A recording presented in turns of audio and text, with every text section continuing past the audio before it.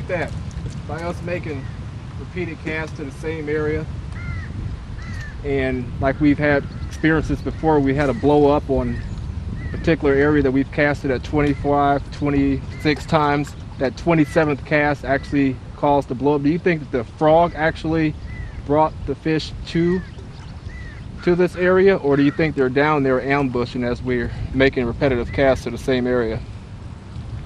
Yeah, I think for the most part they're really hanging out in the same area.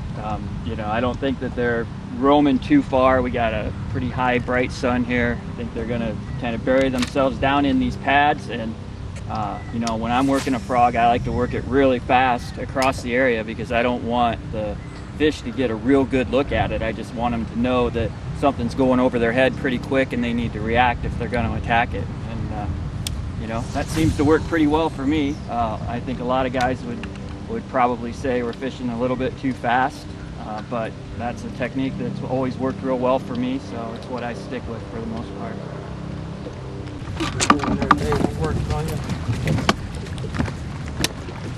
There's a nice fish, huh? That's the one David's been waiting on all day. It's one we've all been waiting on. Let's see what Lake Stevens produced for us. Keeper number 4 on the way to the boat.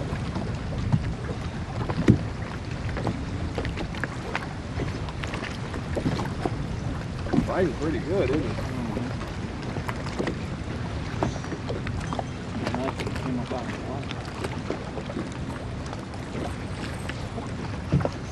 Yeah, they're pretty strong.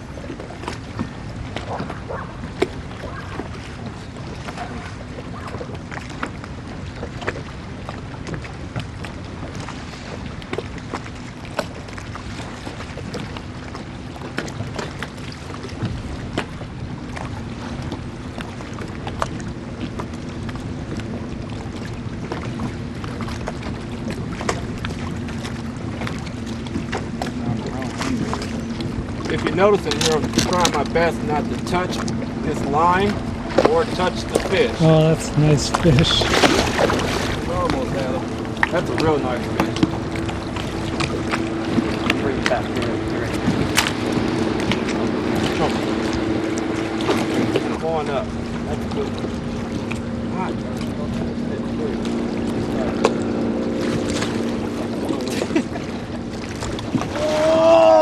Oh, look at that. Oh!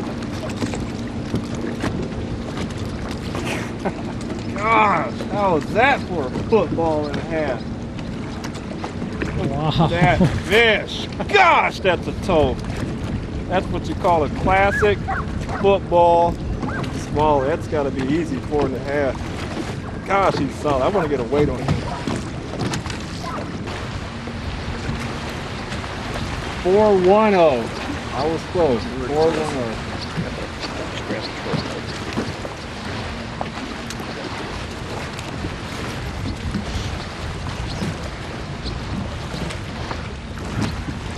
Well, it took all day. Hey, it's quality, not quantity, right? Couple of largemouth dinks earlier. Switched back. This is the last spot of the day, about another 16, 18 foot point. This is just down from where Mike caught his fish earlier, actually, but we're several hours later now. And just on a drop shot, nothing fancy, green pumpkin, copper pepper. And he whacked it pretty good, and I think from what you could see there was quite a fight going on, but finally got him in the net, so pretty happy. Right. Persistence, right? Persistence pays off, that's right. So Dave, I gave you a bit of a challenge. I said I want to put you on a lake you've never fished before and see how you approach it and what kind of techniques you use, how you analyze a lake. So give us just a brief summation of how you prepared for today's trip on Lake Stevens and how you zeroed in on the fish that we caught. Right. So, well, the way that I prepared for it mostly was on your site.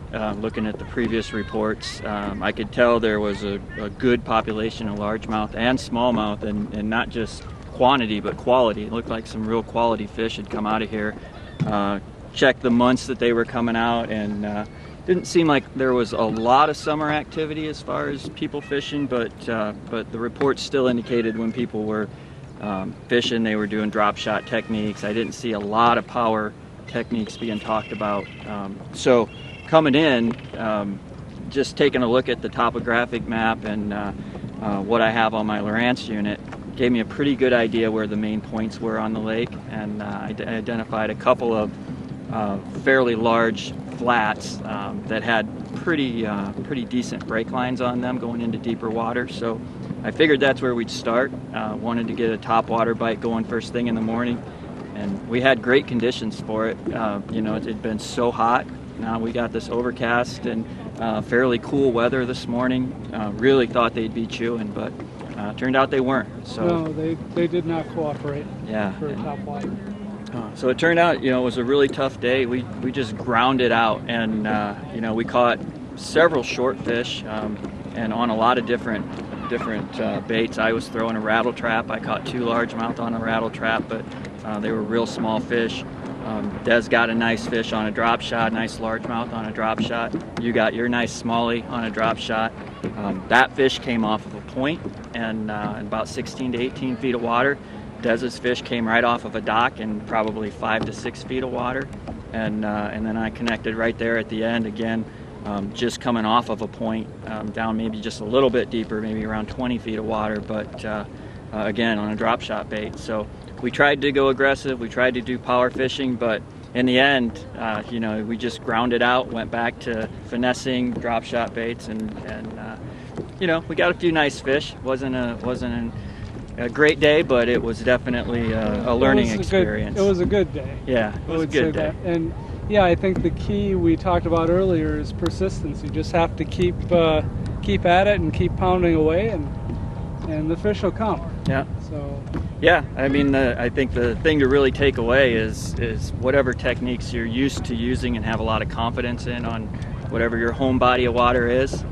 For me, that would be Lake Sammamish. You can apply the same thing as far as trying to get a pattern going, but it'll only take you so far. If it's not working, don't be afraid to switch up and start moving out a little bit deeper and slowing down, or if you're already slow, don't be afraid to move in shallower and speed up a little bit. Sometimes that's enough to trigger a different bite as well, but today it was the opposite. It was slow down and go deep. So.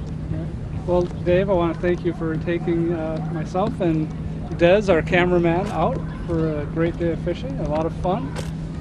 Fun to explore a new lake, and we'll do it again sometime. I appreciate it. It was a great time, and you two are great to fish with, so anytime. Thanks a lot. Thanks a lot.